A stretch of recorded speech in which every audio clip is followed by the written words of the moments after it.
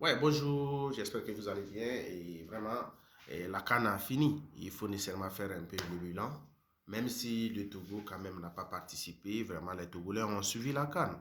Et donc, c'est le moment vraiment d'interpeller vraiment ceux qui gèrent vraiment ce football-là au Togo et de voir ce qui se fait de l'autre côté.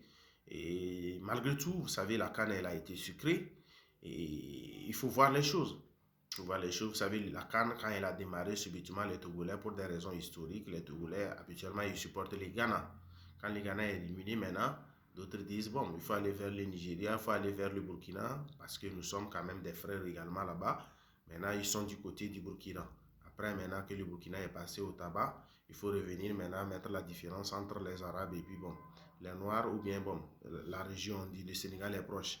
Donc, subitement, ils ont eu raison, ils ont supporté le Sénégal a pris la coupe. Chapeau, ça passe. Bon, nous-mêmes, qu'en est-on de notre équipe?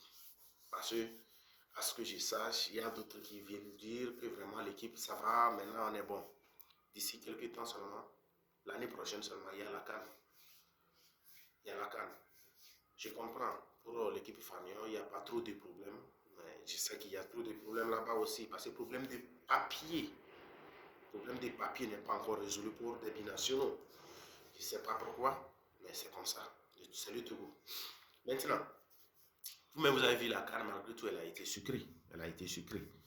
Bon, nous qui avons quand même participé à notre toute première CAN, excusez-moi, notre toute première CAN en 1972, et on reste à la maison sur la CAN avec sur nos télés. Mais c'est bon, ça ne gêne personne, personne n'en parle. Comme, et si tu veux parler trop, on te dit que ce n'est pas la priorité du gouvernement. Pourtant, on dit que c'est la priorité du gouvernement. Ils savent que le Togo, quand même, les Togolais sont talentueux. En football, quand même, il y a vraiment des talents. Bon, on n'arrive pas à participer déjà 2 fois successifs. Ça, c'est un problème. On laisse ça. Maintenant, la troisième fois, est-ce qu'on est capable d'aller? Vous avez vu le Sénégal? Le Sénégal a un petit, c'est un pays où il y a beaucoup de joueurs. Pourquoi? Parce que c'est le travail de base, s'il vous plaît. C'est un travail de base. Plusieurs centres. Soutenez les centres qui existent. Mettez-les dans les conditions. Il y a déjà certains centres qui s'immergent déjà. Parce qu'il y a beaucoup au Togo. Parce que les centres quand même académiques au Togo, il y en a plein. Mais il y a vraiment beaucoup. Mais eux tous ne ressemblent pas à un seul. C'est ça le problème. Maintenant, ceux qui s'immergent déjà, qu'est-ce qui empêche le gouvernement de soutenir ceux-là? De les mettre, de donner les moyens pour que ceux-là puissent quand même donner cette formation-là aux jeunes pour qu'un jour viendra où nous aussi, on peut jouer à la table du Sénégal. Parce que, bon, ces pays-là, déjà en 112, n'étaient pas avec nous. Hein. En 112, la plupart des pays de l'Afrique de l'Ouest, bon, n'étaient pas.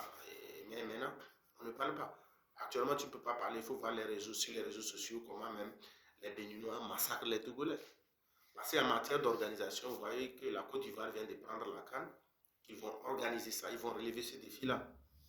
En une année, ils vont organiser. C'est-à-dire que l'année prochaine, ce serait en Côte d'Ivoire, à Abidjan. Donc en Côte d'Ivoire, la CAN serait organisée. Et maintenant, pour organiser une CAN, il faut pratiquement avoir 6 stades, normes FIFA.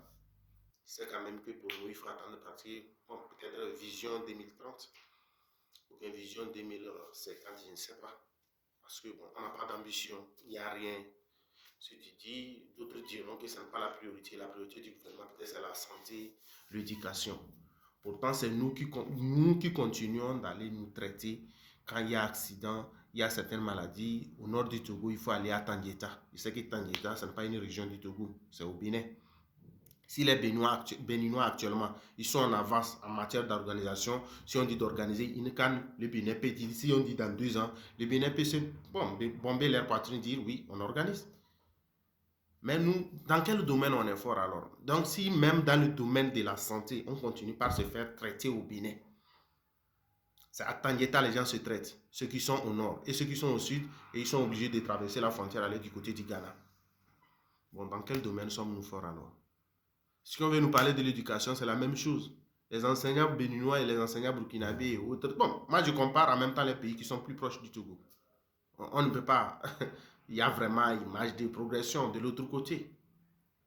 Au niveau du salaire, au niveau.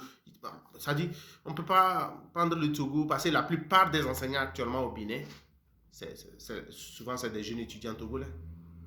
C'est des jeunes diplômés togolais qui se retrouvent là-bas. Pourquoi ils ne sont pas restés chez eux pour enseigner? Donc, il faut quand même voir s'il y a un gouvernement, s'il y a les gens qui sont là vraiment pour travailler pour le pays, travaillez-en pour qu'on puisse voir. Il faut parler, mais on ne voit pratiquement rien. Donc, moi, je viens juste pour parler vraiment, c'est mon coup de gueule, pour vous dire quand même que nous méritons mieux.